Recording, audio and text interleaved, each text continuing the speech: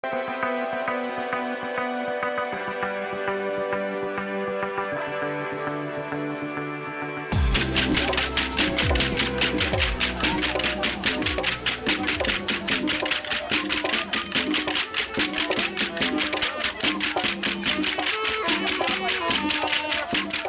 to Guinea-Bissau, a country of warm hospitality, vibrant culture, rich land, and yet much poverty.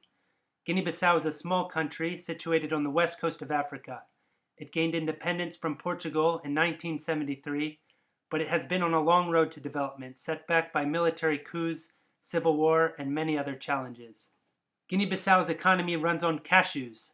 Almost 85% of the population is involved in the cashew industry in some way, and the industry accounts for about half of the national GDP. Unfortunately, up to 95% of Guinea-Bissau cashews are exported raw, mostly to India, where they are shelled, processed, and exported around the world for consumption. Not only is it wasteful to ship raw nuts around the world for processing, when 3/4 of their weight is in the shell, but Guinea-Bissau also loses out on a lot of potential income by not participating in this manufacturing process. Many have recognized that shelling and processing cashews in-country is an important business opportunity in a country that has almost no manufacturing or food processing industry. Some local entrepreneurs and NGOs have made efforts to start up cashew processing factories. Some have been successful, although most are still in the infant stages, still experimenting with how to run a profitable business and navigating the challenges of international export. Hi, I'm Andrew Stutzman and I work for Eastern Mennonite Missions. I'm standing here in a cashew orchard in a village called Catel in northwest Guinea-Bissau, where we're working with local entrepreneurs to help them start up a successful cashew processing business. We believe that the development of the cashew industry in Guinea-Bissau can help to increase employment, stimulate economic growth, and reduce poverty, as we empower local entrepreneurs to utilize their country's greatest resource. At Eastern Mennonite Missions, we call this business for transformation. We empower local entrepreneurs and their employees to use what's available to them in order to create income that will provide for themselves and for their families. The business is also an arena for the local church members and the missionaries who are involved to live out their faith in the context of real life. We're faced with ethical decisions every day, and people notice how the decisions that we make and our lives are influenced by our faith. Come with me as we take a tour of our cashew processing business here in Catel. Growers harvest their cashews from April to June. We buy most of our cashews locally here in our village. The first thing we do after purchasing the nuts is to sun dry them and then to store them. And then the manufacturing process begins by steaming the nuts. Our boiler is made from a locally available barrel, and it's heated by burning cashew shells. Cashew shells have a high content of oil and so are a good fuel source with a lot of energy. As much as possible, we try to use locally available equipment in order to model a feasible startup business. The business is organized as a partnership of 3 local entrepreneurs, Siaka Nyaga, Mamadou Mani, and Armando Damfa. Eastern Mennonite Missions provides the partners with financing, business coaching and consultation, as well as facilities and equipment for rent. 10 people are currently employed by the business.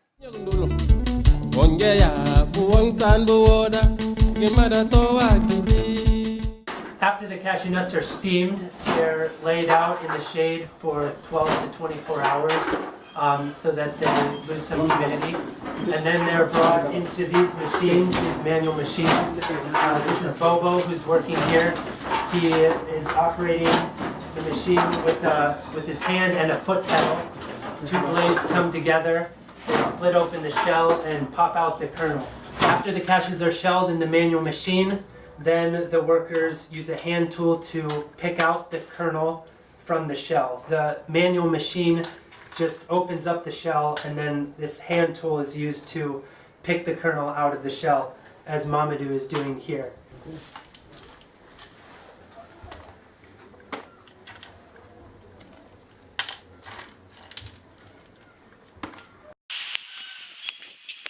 After the nuts are shelled and picked, we take them to the other side of the village where our drying oven is. Come with me as we walk over.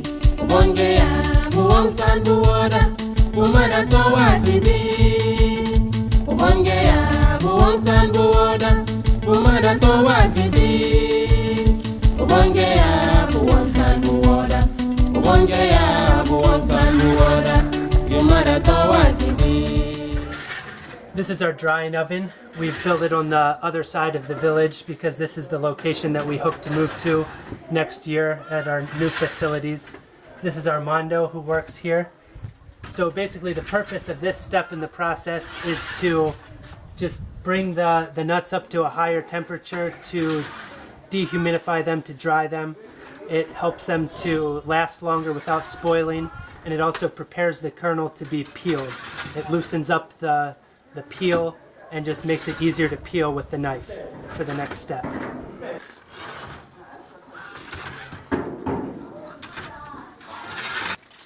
After the kernels are dried in the oven, they're brought to the peeling station. Here the workers use a locally crafted knife to remove a paper-like peel from the kernel. They then separate the kernels into wholes and brokens. Tomorrow we'll come back here to see the workers perform quality control and pre-sorting.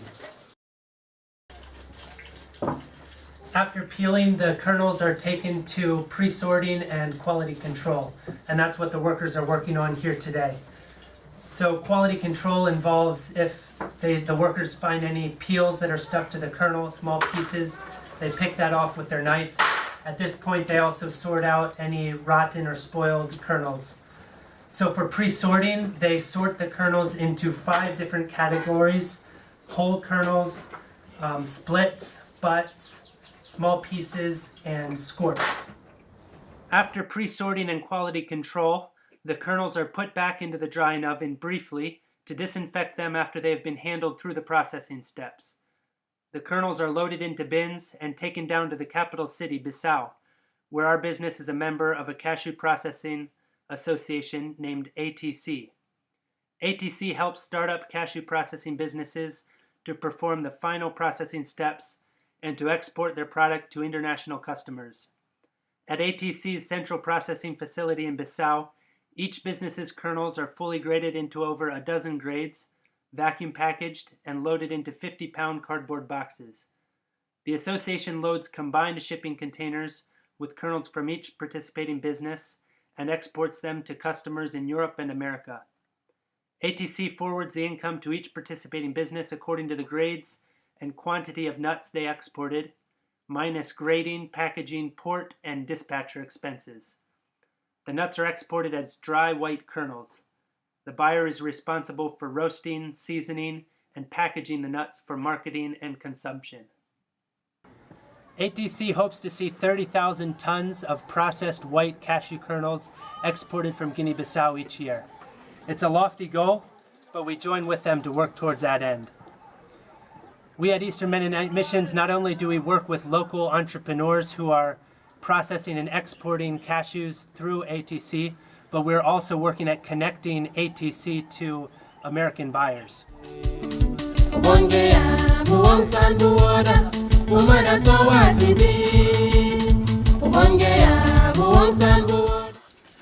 This cashew processing business has potential for expansion, but of course it depends on the vision and initiative of these local entrepreneurs. Of course, we look to the future with hope as we continue to explore Guinea-Bissau's greatest resource. So we hope that you've caught some vision for cashew processing in Guinea-Bissau, and I'm sure that next time you eat a cashew nut, you will have a greater appreciation for the work that goes into it.